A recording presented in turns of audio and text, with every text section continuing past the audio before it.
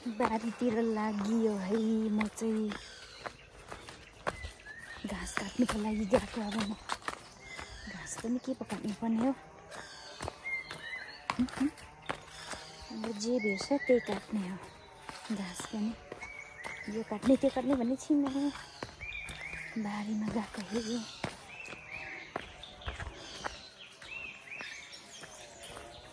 आन्टीले बाटो त बढालेर सफा बनाउनु भएछ। हामी त भ्याउनु छैन बाटो सफा गर्नु पनि। आन्टीले सबै सफा गरिदिनु भएछ।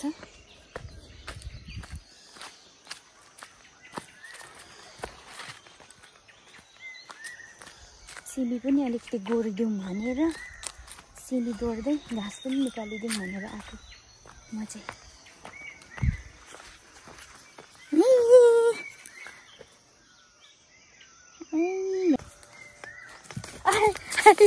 नाची पो दिन्छ त भाइ।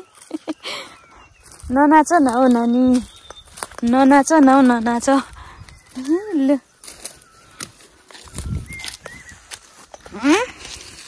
तिमी र म मिल्नु पर्दैन। तिमी नाच्यौ भने त मेरो फेरि ए मलाई लडाउँछौ है।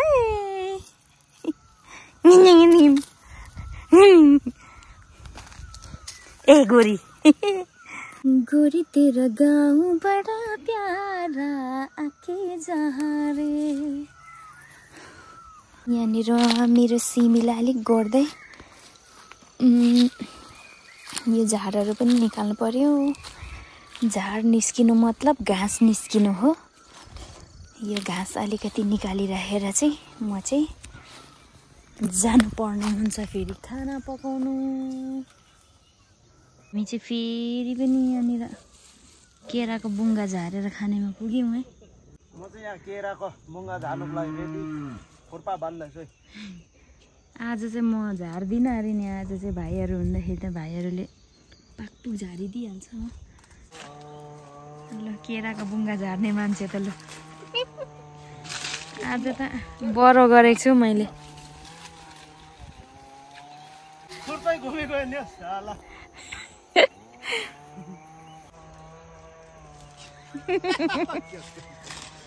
बदमास त अझै गएको छैन नि।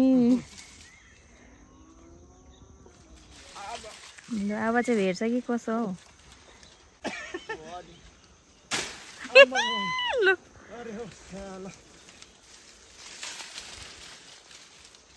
लडिन्छ है फेरि।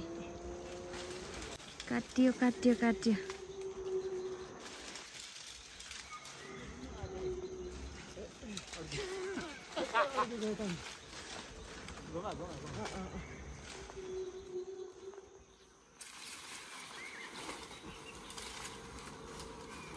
दामी काट्यो। ल ल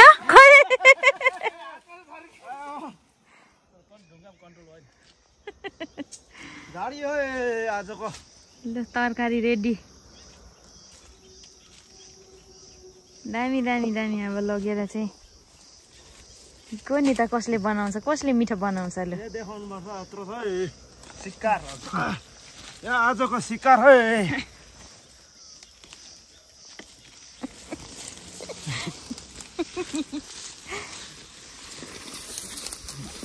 आइगएछ अरे नि अम्बो। यो यत्रो छ म नि खुवाइ त कालिस खुवाइदौ र हुने भए कालिस।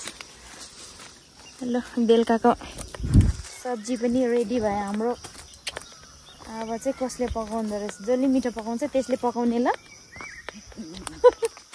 कसले मिठो पकाउँछ त्यसले पकाउने आज चाहिँ।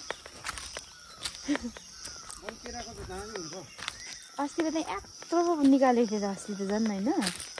उयो परको काटेको नि।